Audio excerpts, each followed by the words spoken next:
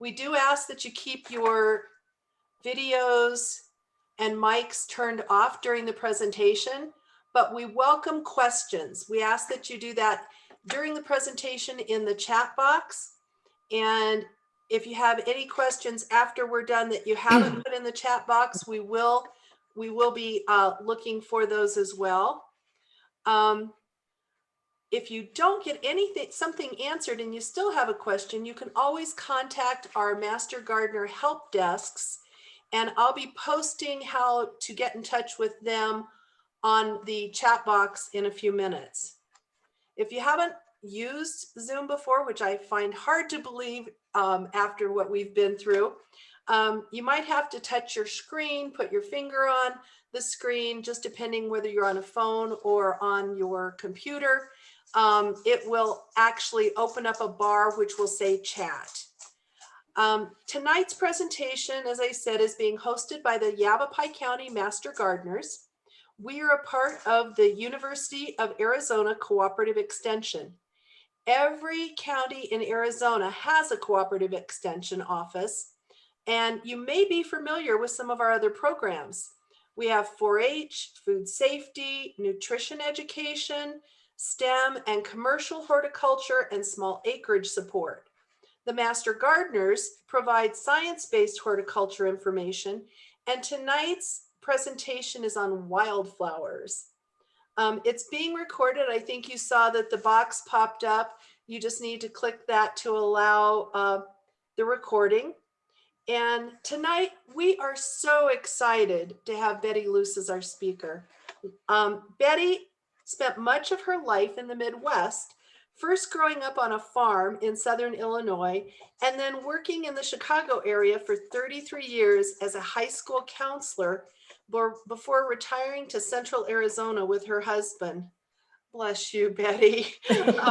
Her first impression of Arizona was how much the desert offers in terms of vegetation, wildlife, and color.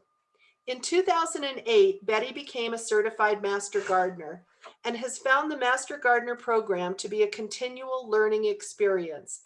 Her specific interests include landscape plants, pollinator plants, and native vegetation, especially wildflowers, and the opportunity to create an environment friendly to birds and wildlife. Welcome, Betty. It's all yours. Okay. Thank you, Tricia. So I am going to be talking to you about wildflowers tonight, and it's one of my favorite subjects.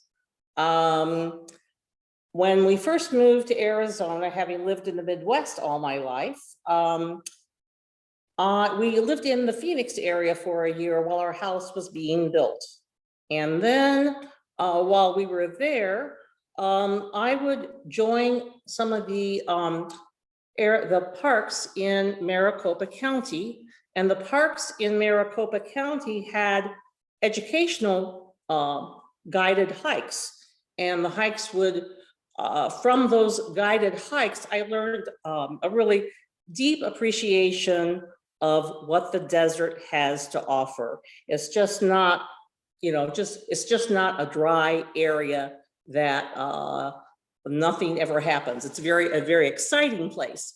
And then it just happened in January of 2005, there was a tremendous amount of rain in that January. So the wildflowers were abundant. And so then the park switched to wildflower tours. And the Desert Botanical Garden, they had wildflower tours. And there were so many new types of wildflowers that came up from all that rain that even the people guiding the tours didn't know. They had to look up information on the flowers that we saw.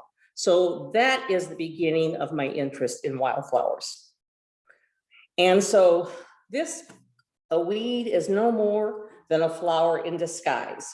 If you have been to the Desert Botanical Garden in Phoenix, this is a little quote that they have in the Wildflower Garden. And this quote has always been in my mind, something that is very special to me.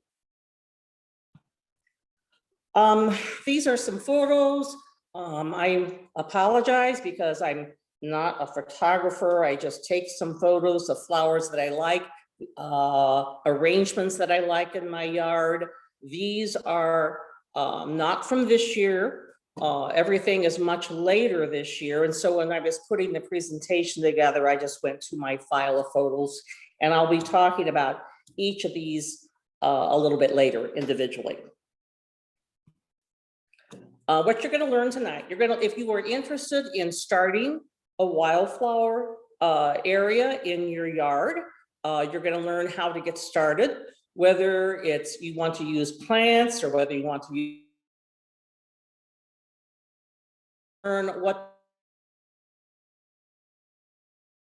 learn elements of care, how to make people know that someone cares about this spot, that it's just not something that happened haphazard, and resources for additional information.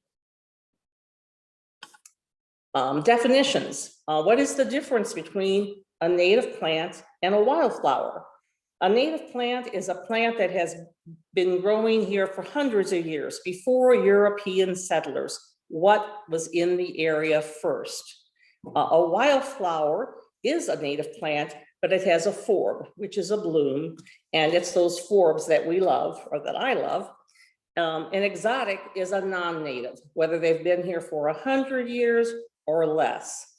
So that is definitions of plants.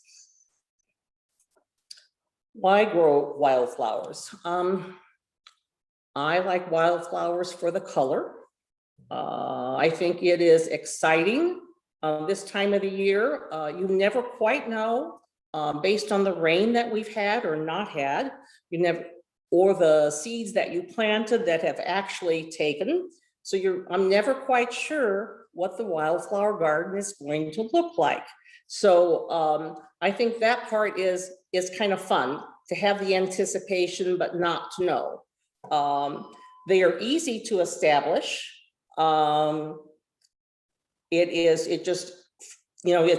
just sowing some seeds. It's as easy as just planting some seeds. They're easy to maintain. The maintenance that you would need to do is mostly weeding. And if any of you are involved with your wildflowers right now, you also know the weeds are growing. So it's maintaining is weeding. It is a food source for native pollinators. I just love to see a hummingbird at a Penstemon plant getting nectar. I love to see butterflies flitting on the tops of desert marigolds. And the desert marigolds also to have little birds, 5 or 6 little birds in there just eating the seed. So they are food sources for pollinators. Wildlife is not drawn to the plants. I have wildlife that might walk through the plants sometime and they might trample them, but for the most part, they're not eating the wildflowers. And we'll talk about that a little bit later, because a couple days ago, I was talking to Trisha, and she was talking about something is just leveling the penstemon right at the root, not eating them, just leveling them. So we'll talk about what to do if you do start to have a problem with the wildlife in your wildflowers. Wildflowers are perennials that are capable of self-propagation.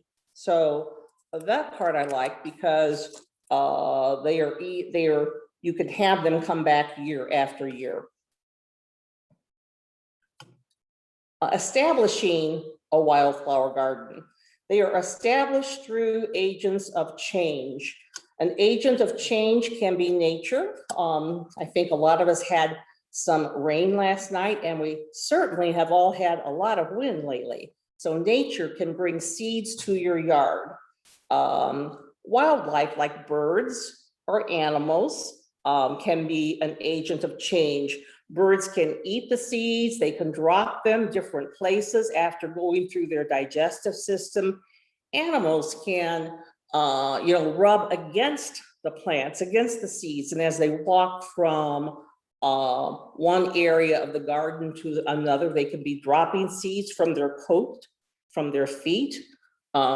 Sometimes I say the wildflowers like to take walks because I can plant them in one spot, and then I've got one of the next year I can have something in an area that I didn't even plant the seed there. So I know I'm getting some help.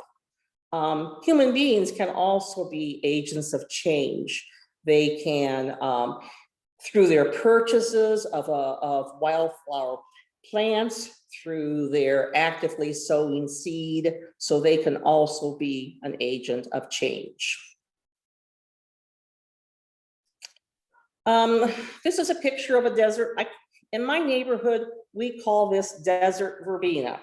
So, you know, it's a problem when you are using a common name that your neighborhood is using, but the desert verbena, I have not planted any desert verbena plants in my yard. And this is my gift that I have from nature. I have several desert verbena. They are not blooming yet this year. I cleaned some things out in the fall last year, and so I can see where they are going to emerge, or they have come from the ground, but they are nowhere near blooming yet. So they are late this year.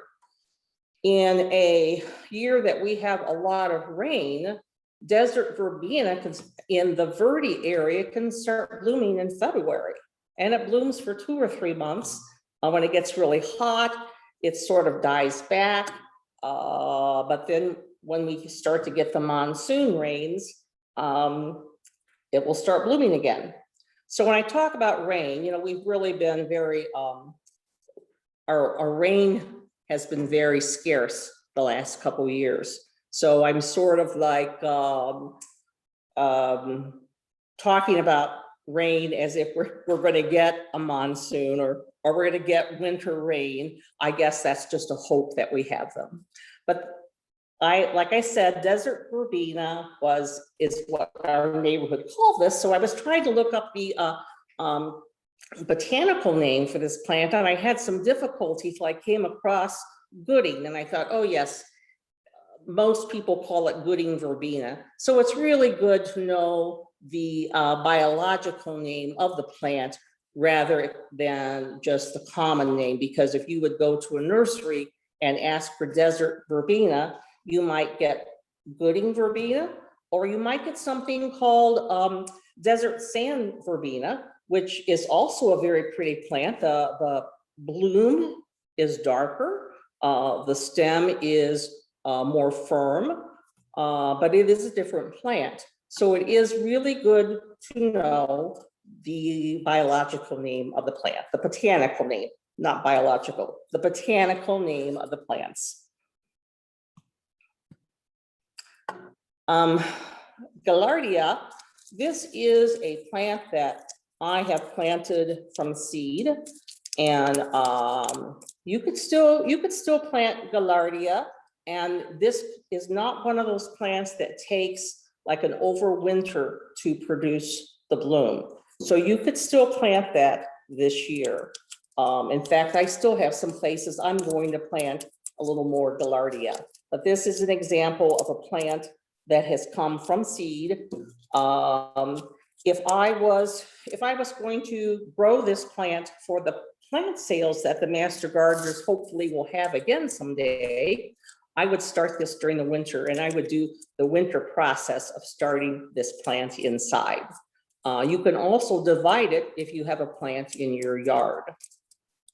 This plant will bloom as long as it has some water. So it really will bloom all summer long with water. If not, it'll bloom in the spring, die back a little bit. When the monsoons come, hopefully, then you would get another bloom. Getting started. Choosing a location.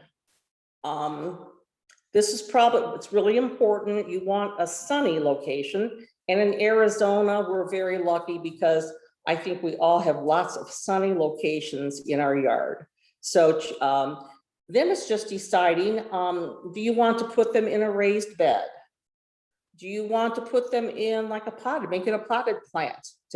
Do you have a problem area in your yard that you think maybe you could add some brightness to it? You could perk this area up. So I'm going to talk about doing, I've tried all of these things. I started with a problem area in the yard is where my original thought. It is an area that the soil is so hard. I think there's like some of that hard pan underneath, but the soil is so hard, even the gophers don't bother this area. And so I decided I could plant some seeds and add some color to this corner of my yard. But I have also done the raised beds. I've done the flower pots. It all looks good. The first thing you need to do when you're going to get started is to remove the weeds. If you have weeds in this area, it's always, you can remove them. You're going to be removing them every year. Right now, it seems like every day, but removing weeds is something continual that you'll do in this area.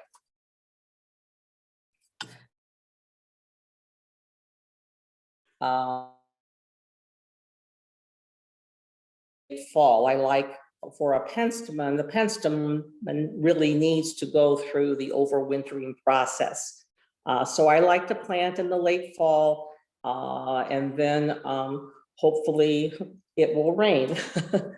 Some people plant during the monsoon. I haven't tried planting during the monsoon, but there are some plants that wouldn't, if they wouldn't have to overwinter for their seed to harden, to freeze in the winter. If you didn't have to have the freeze thaw thing going, you probably could do during the monsoon season, but probably late October, early November. That's when I would like to plant, and that's when I definitely plant my penstemons then. The first thing you do is read the packet. I know sometimes, like with our Master Gardener seeds, there's information on the front of the package about the bloom, what to expect. There's a picture. You want to mix the seed with a little sand. You don't have to, but if you mix the seed with a little bit of sand, when you spread it, you can get a better spread. Otherwise, if you just open the packet and you start to scatter the seed, you very quickly realize there's no more seed left in the package. So mixing it with sand will help to give you a better spread of the seed. You want to rough up the ground. Seeds like the ground to be rough. They like some place to burrow in. So rough the ground up a little bit. You don't have to plant deep at all. I just sort of, again, rough the ground up, spread the seed, cover them back up, and then I water. And when you water, you don't want to have like a jug of water and just pour the water over the seed. If you do that, it will displace the seed. So when you water, you want to have a sprinkling can, or you want to have a hose.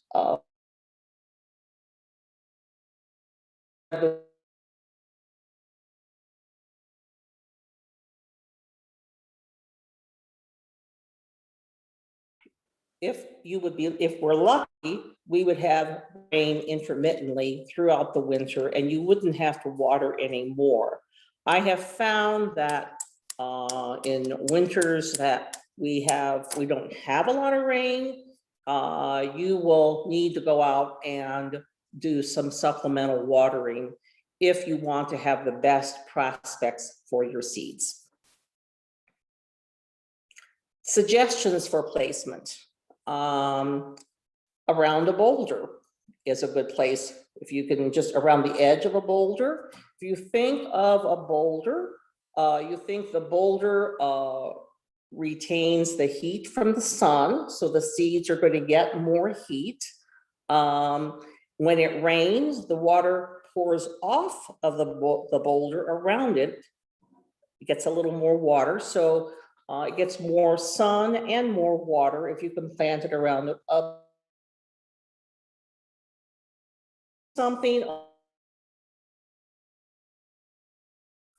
Because the south wall, it's the same effect that it gathers the heat during the day, and the plants will get more heat to help them germinate.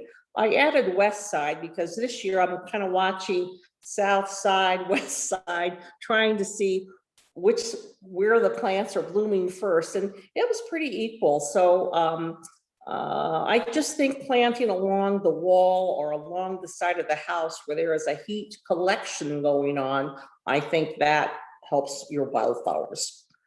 Good soil is not necessary. Like I said, the area that I had designated for my wildflower garden, the soil is very hard, but it's great for wildflowers. The roots just go right through that soil, and again, it gives color to an area of the yard that did not have it. You want to consider the height of the plant and the breadth of the plants. When you're planting, it depends on what your preference is for plants. If you like plants that just have their own space, then you want to make sure that you know how wide the plant is going to be.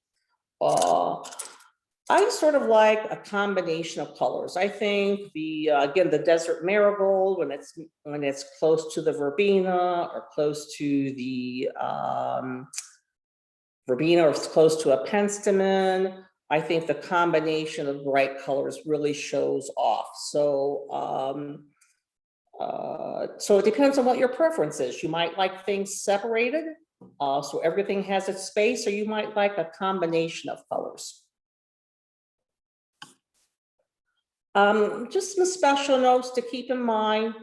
Use some caution with a commercial wildflower mix. Make sure you're buying it from a very good source. A lot of times, if you are just randomly picking up commercial wildflower seeds and you're not sure of the source, there may be a lot of weeds combined with the wildflower mixes. Wildflower seeds seem to have a lower viability than, say, if you planted lettuce. It just takes a little bit more sometimes for them to produce.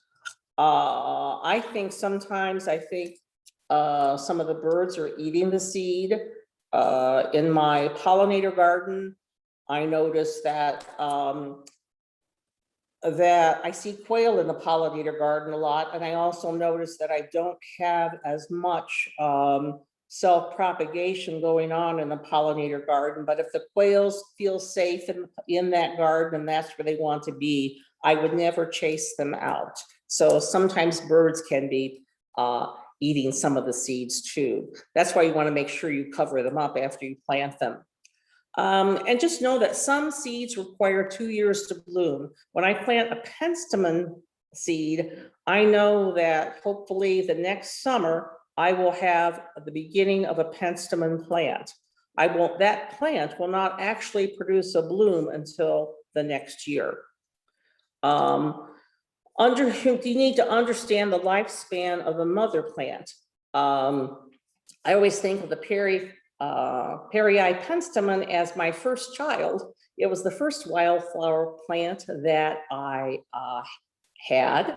I got 3 starts, and I planted these. These plants are long gone, but their seeds from the generations of this plant are still here. The mother plant might last about 3 years, but hopefully with self-propagation, you will have other plants to enjoy for many years after those plants are no longer functioning. You need to understand the spreading habits of the wildflowers. I probably, I purchased 1 chocolate flower, 1 plant, and I now have, it's like the gift that keeps giving. I have many, many chocolate flower plants In the summer, sometimes they start to sort of get a little old looking. I just sort of cut them off at the ground, shake them around a little bit of what I pulled, what has come off the top. And then the plant does come back with more rain, with more water. The plants just keep giving. They have they like to spread. So if you get some wildflowers that you think are spreading too much, you're just going to have to pull some of the plants out. And the other thing is knowing when to transplant. I have friends that would like some starts from some penstemon. If you have friends that have penstemon and you can get a plant that's already mature, then you don't have to wait 2 years for the bloom. But you have to be careful when you transplant. Sometimes the subject comes up maybe in late March, early April, but the plant is about ready to bloom, and that's just the worst time to interrupt its whole process and dig it out. A good time if you want to transplant from your yard and give to a friend, or if you want to pull the plant up for like a plant sale, probably February. Let it mature, let it get to that blooming stage in the pot, or wait till after it blooms, and then you can keep it alive after it blooms and keep it alive for the next year. When I transplant, whether I get a plant from a friend or whether I get a plant from a nursery, if you have the actual plant, when I plant it, I water it. I keep it moist for about 2 to 3 weeks, just to let the roots adjust to its new environment. And then after 2 or 3 weeks, they're pretty much on their own. But you don't want to just get the plant and then plant it and then not tend to it just to help it. You want to help it get a good start. Oh, this is one of my Perieye Penstemons. This was taken last year. This plant is so much fuller this year. And you can see just a little desert marigold down there at the bottom. That's also very full. So this picture, I think, has to go, and I will get one from this year that will be my Perieye Penstemon plant, because it will have the desert marigold with it. Starting plants indoors. The example I'm going to use is milkweed. I have had very good luck with starting milkweed indoors during the winter. Around the end of January is a really good time if you want to have some milkweed plants that are ready to bloom in the summer, or ready to be at a plant sale. I have found that starting them indoors, you would need to use, I would always use a recycled container. You know, when you get a 6-pack, I would reuse that 6-pack. But first you need to make sure that you sterilize it with 10 parts water and 1 part bleach. And then you want to plant it in a seed starting medium. There's these small bags of soil that you can buy. The soil has been sterilized. It has the texture that really helps the seed. The seed is able to push through that. You don't have to plant deep. What you want to do is you get this seed starting medium. You want to dampen it. You don't want it to be, you certainly don't want it to be wringing wet, but you want it to be just a little moist. And then you put it in the 6-pack, you tamp it down, and you can either, sometimes what I do is I would put about 3 seeds along the top and then sprinkle a little more of the seed starting medium on top. Ideally plant about 3 seeds per cell.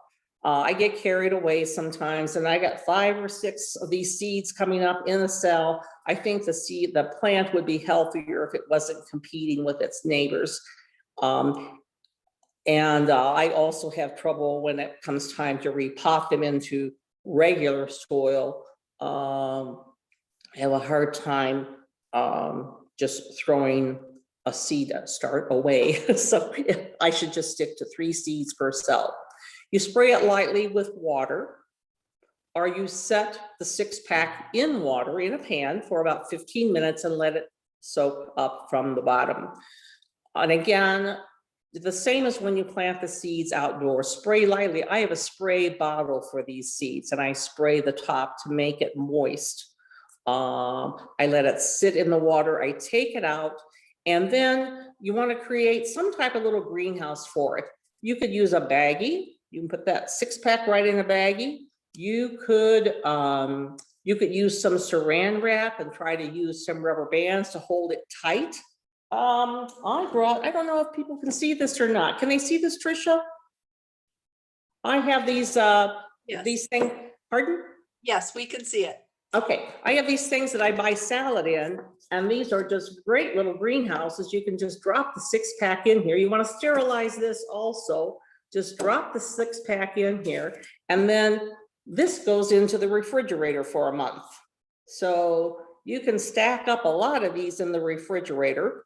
And so you want to, we want it to be dark. So the inside the refrigerator, it's dark. I check maybe after the first week or 10 days, I might spritz it a little bit more with some water. You want to check it because you don't want the soil to dry out. So spritz it a little bit more. And then after it's in the refrigerator for a month, you can take it out, and then I would put it on I put mine on a heating pad for plants. If you don't have that pad, you can just put it in a nice sunny location where it's warm. If you have a top of the refrigerator is good. The little bottoms of those plants, they like their little bottoms to be warm. So if you can find a warm spot to put it, that's why I like the heating pad for plants. And I keep it in its little greenhouse, with the little greenhouse on the heating pad, and then just kind of check and see. Once most of the plants have germinated, you can open up your greenhouse and let it start to get some air. You want air to circulate through so it doesn't get too damp. I also have a grow light that I use, but at some point in time, maybe after they've looked like they're getting a good growth started, maybe in 2 or 3 weeks, it would be time to put them into some regular potted soil in a small container. Again, I go a little bit bigger. I just use solo cups. I go a little bit bigger. I have holes punched in the bottom, and I put them, that's their next stage. I keep them under grow lights as long as I can. I start to take them outside just so they can harden off. When I take them outside, it's important that you set a timer inside the house, because if you think you're going to put your plants out there for 30 minutes or an hour, it's very easy to lose track of time. You don't want it to be the end of the day and you realize that they've been out there all day. So, and you don't want to put them out on a day if it's really windy. Of course, we have had a lot of wind. And you want to really watch the sun too. I like to put them out maybe in the morning sun, just for a little bit, and then I eventually will try to add a little more time to their outdoor life. Agaseki, this is just one of my favorites. It's on the right here. This is part of the pollinator garden. The butterflies love this Agaseki. And I also have some red butterfly milkweed. This is some milkweed that I've started myself. The milkweed is really slow to come back up. In fact, my milkweed has not I have my Arizona milkweed that has seeded all over the place, and the original plant is still alive. Plus I have many, many starts of Arizona milkweed.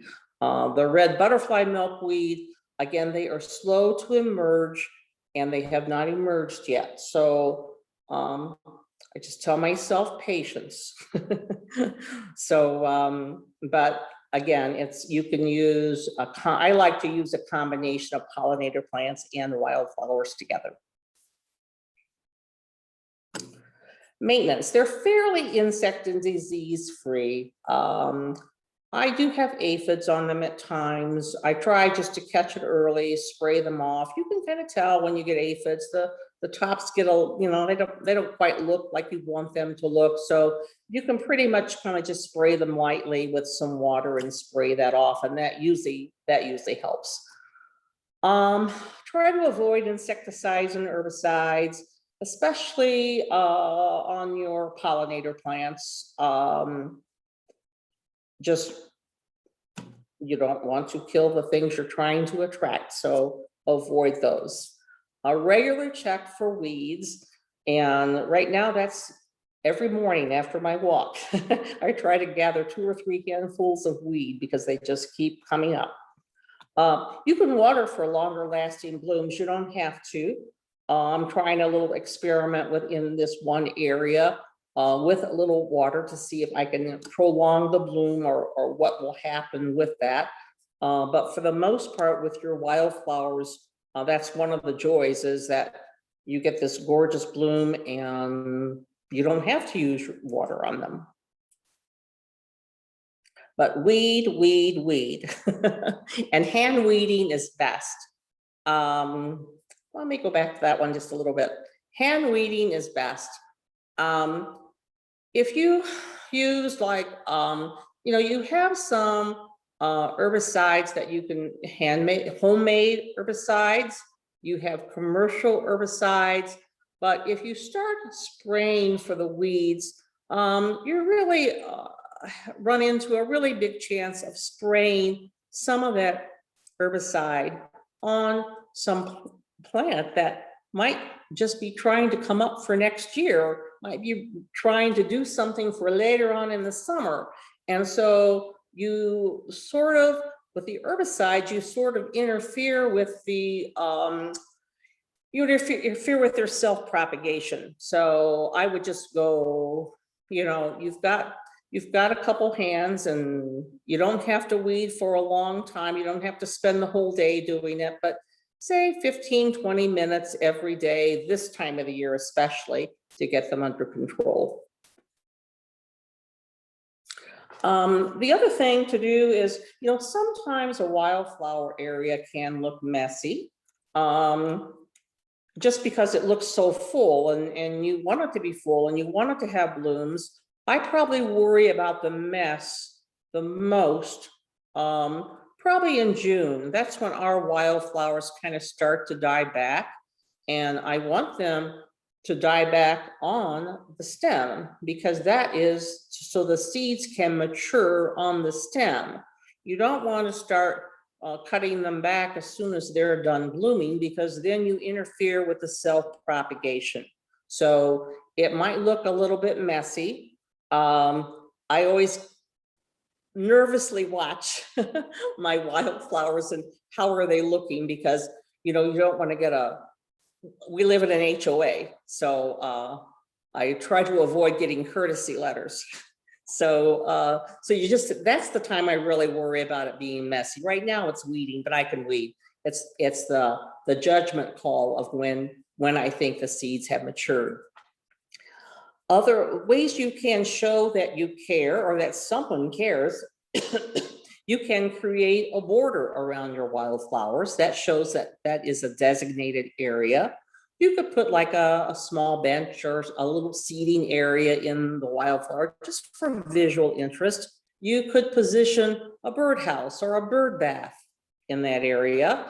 You could install plant identification signs, and then your wildflower garden. I live in a walking neighborhood, so we have a lot of people walk by the front of the yard where these wildflowers are. But installing plant identification signs can also be educational. When I'm out weeding, people are always asking me about the plants, so they are very interested in them. So these are just ways that you can show that there is care being taken for this area. In summary, things to consider: your site selection, prepping the soil, start small. you're not going to get to, you might have this ideal in your mind of what you want your wildflower garden to look like. It's not going to, probably is not going to happen the first year. It is something that evolves. And again, your garden evolves each year, again, based on the rain, based on what seeds have propagated, but start small and then go build from there. Take notes so that you know what blooms at what time each year. And the other is to be patient. Patience with wildflowers is very important, just because it just takes a little while. I had a plant, I think I have a picture of it here. Yes, I do. Okay, with this desert marigold, which I have plenty of, there is this penstemon. You can see it's sort of peach colored. I've looked it up. It is like a Etoni, an Eaton penstemon, and normally this would be the firecracker penstemon, which is red.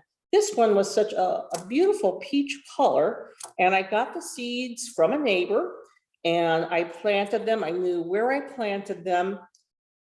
I didn't have a bloom on this probably for 3 years. It took that long. I just knew where I planted. I was so excited the year that I really thought I was going to get something from this plant. Well, it's been about 2 or 3 years, so the plant is gone right now. I believe I have seeded it enough that I see some other starts. I don't know whether those starts are at the point where I will get a bloom this year or not. But they are a little bit later in blooming. This one has been a little bit later, but I just had to have patience. I had to remember exactly where I planted it, and I just had to watch. So, and again, the patience is paid off. So, and I'm still having patience with my milkweed right now, getting a little impatient. Additional resources. One of the best resources is the Yavapai County Native and Naturalized Plant Database. Sue Smith and her committee have just done a tremendous job with this native plant database. If you haven't been there, you should visit. They have plants by color, which I like.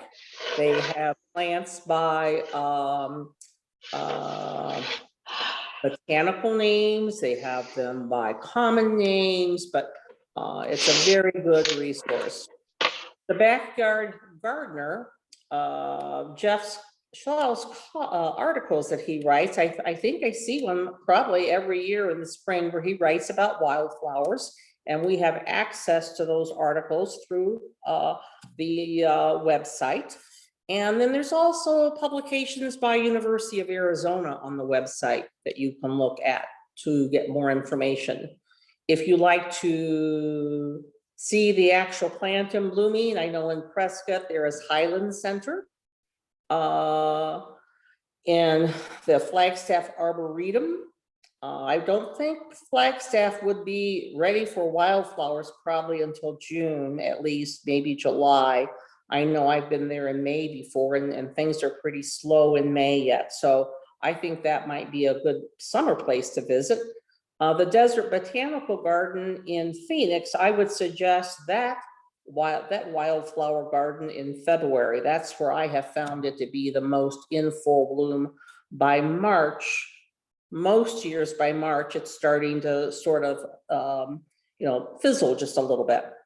The Red Rock Ranger Station in the village of Oak Creek, Judy Kennedy organizes a group of us to have a 2-week wildflower display, and that has really been a lot of fun. And we gather the wildflowers. They are all labeled. They're on display.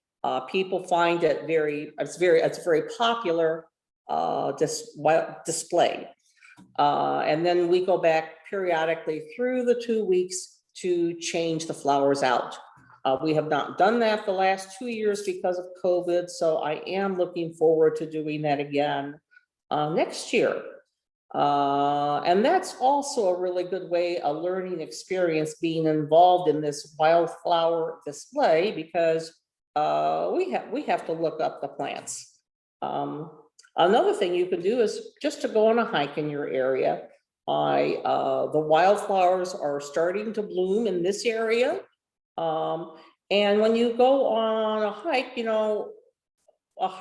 on the trails, the plants will not be labeled, but you can use the opportunity to do some self-education. You can take along your iPhone or your iPad.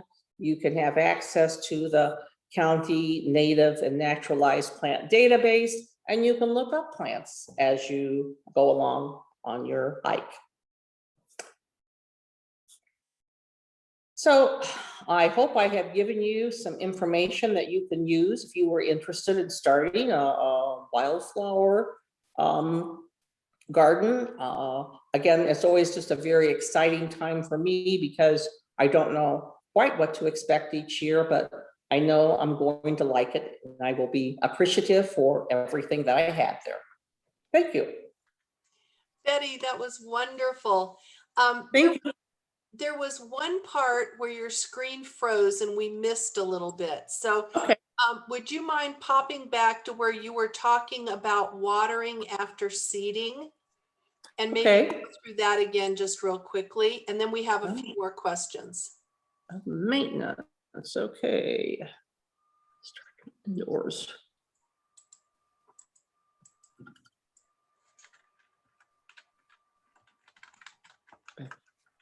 Placement, starting from seeds?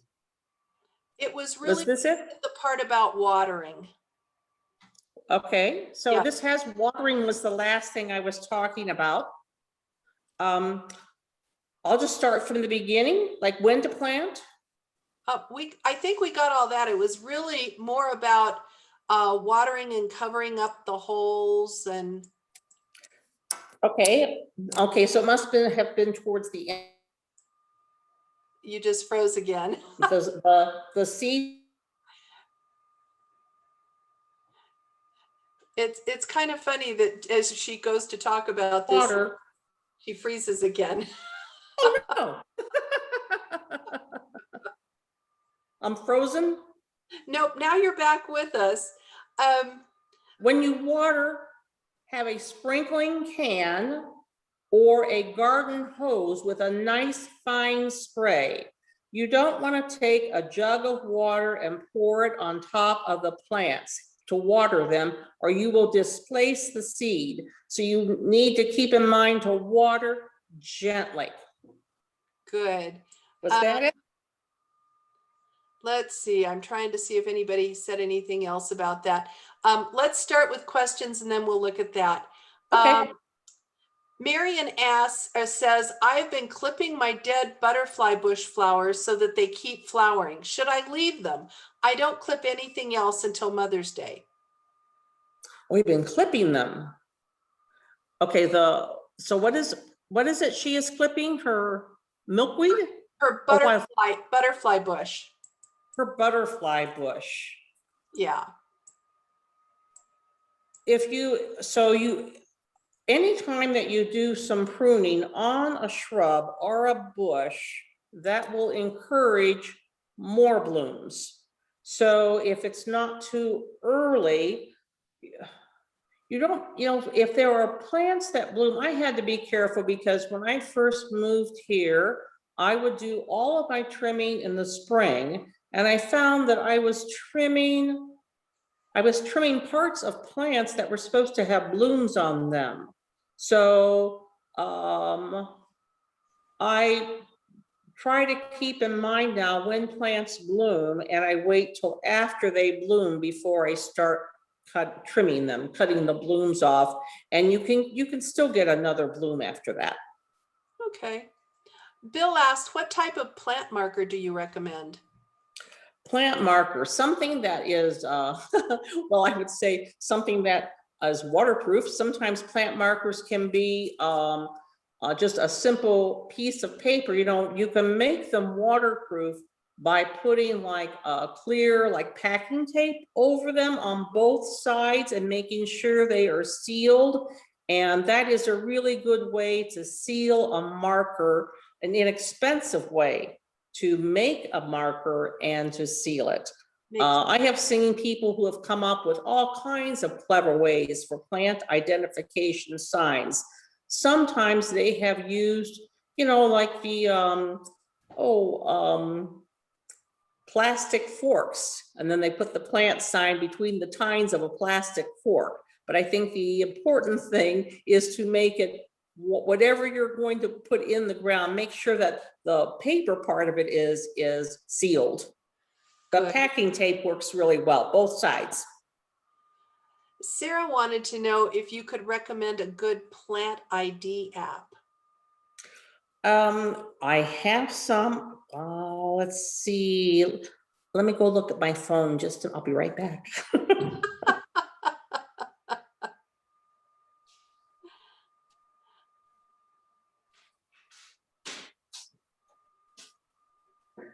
I think a good plant ID site is actually the Native Plant Database is a good plant ID.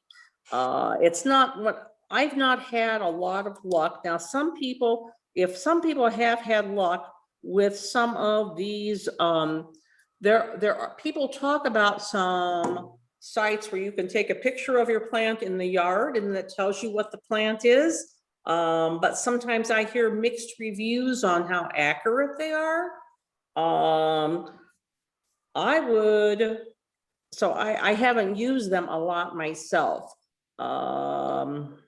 I'm looking at my phone because I do have some apps on here that I've just never, well, now it's not acting right. I would just ask if somebody in the audience has some good plant ID sites that they could share, since I have not had a lot of luck with them, and I'm not having luck now with it. No problem. Ellen asks, what do you cover your seeds with to protect birds from eating them? Well, when I scratch the ground up, I kind of remove, we have like the little DG, the decomposed granite, kind of shove that away, scratch a little bit. I just put that same soil back on top and that DG right back on top of it. And that's how I cover them. You don't want to cover them a whole, you don't want to really be putting them in deep. You want them on the surface, and you just hope that they stay away. And I really think that in my yard, probably the people, the animal that are eating the seeds are the quails. So I guess I just let them eat a little bit. Diane says, if new to wildflowers and starting with wildflower seeds, what's the best way to know what seedlings you want and which you don't, i.e. weeds when they come up? How do you identify them? I probably identify them through just years of experience. I knew I wanted Penstemon, so I knew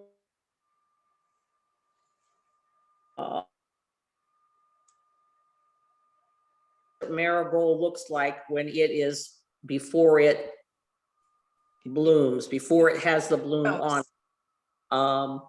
I think for a while I might have been taking out the Gooding Verbena until I figured out exactly what it looked like. So sometimes it's trial and error. I still think I'm really trying to work. I want to have globe mallow, and I have about 3 plants in different spots this year.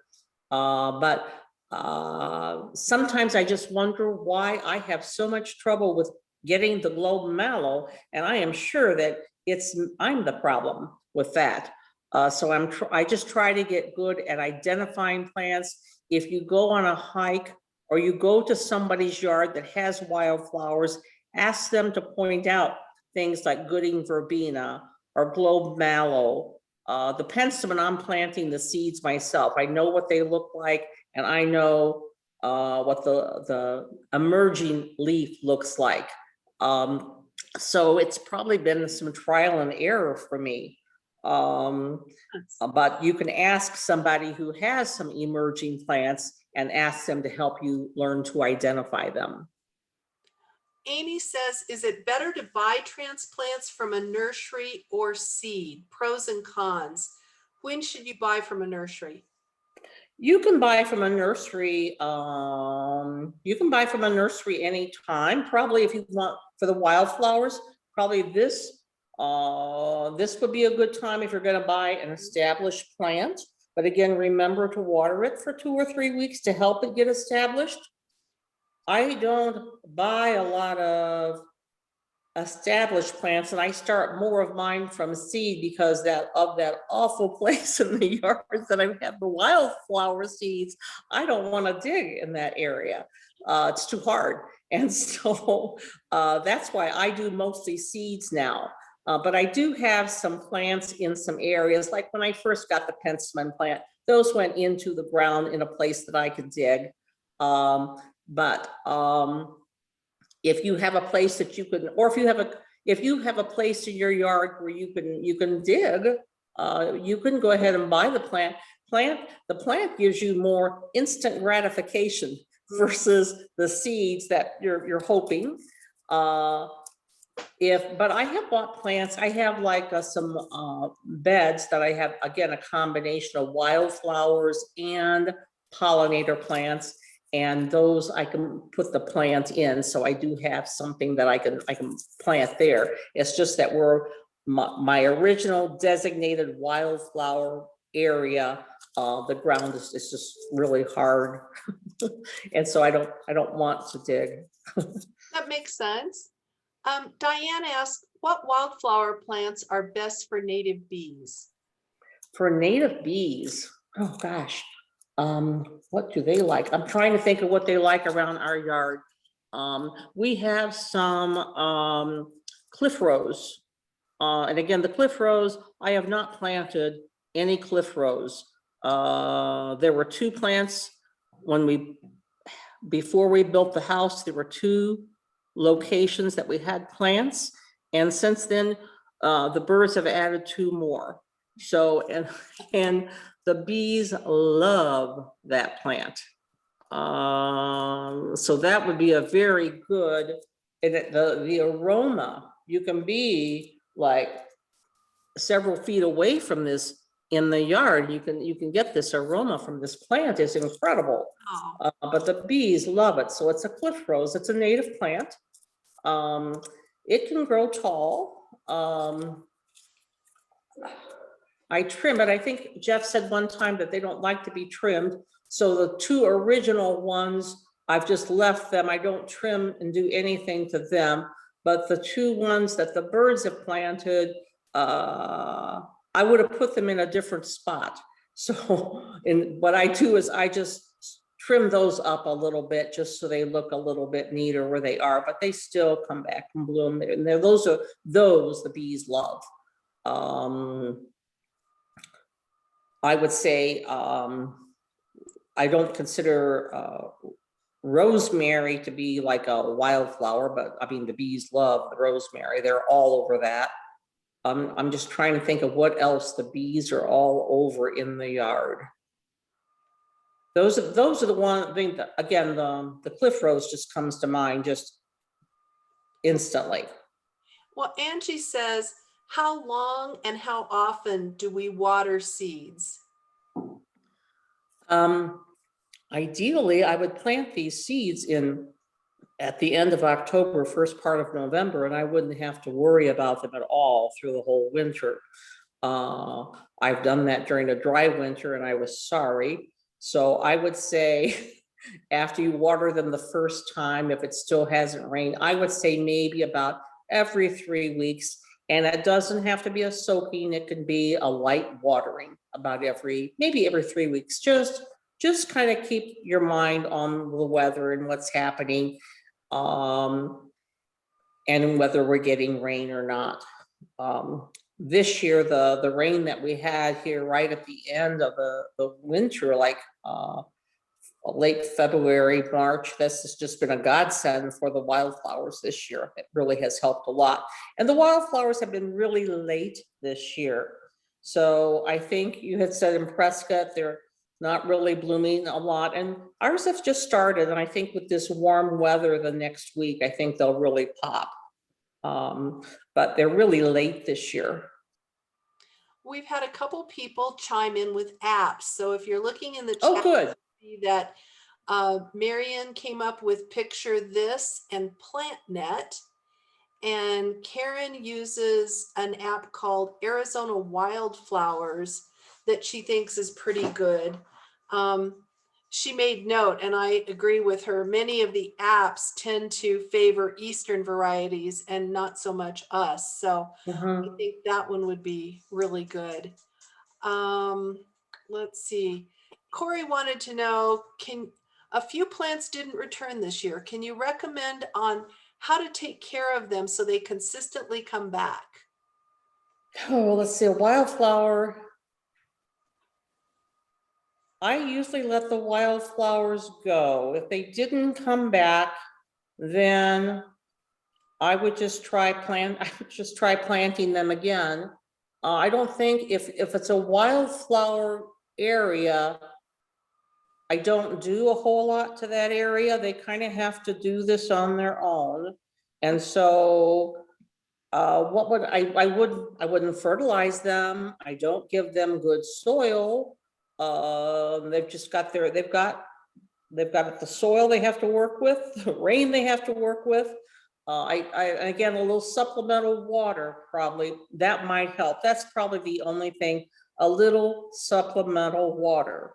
But I even say that hesitantly because the joy of a wildflower is that they just kind of keep coming back. Maybe try, if there's some wildflowers that you really like, maybe try putting them in a raised bed area or a potted plant where you can keep your eye on it a little bit more. And of course, if it's in a potted plant, it probably would need a little bit of water more than it would be out in your yard. So that might be a way to keep your eye on it a little bit closer with what's happening. Okay, this one I thought was interesting. Marion says, both of my Salvia greggii look very dead right now. Shouldn't they be leafing out by now? When do you know something's dead? I have one Salvia greggii that is, I thought it looked pretty dead, but now it's coming around. And I have another one that looks, that's not coming around quite as much, but I do see it's green. So I can see the green through the dead stuff. So I probably will go out there and try to trim more of those dead little, I want to call them sticks, because that's about what they look like, to remove some of the dead part of the flower to let the sun get in more to the green part of the flower.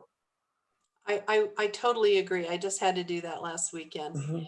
A question came in also from Marion that says, is bee balm invasive? I never had it. I have not had it invasive. I don't know if somebody else has. I don't find it invasive. But then, you know,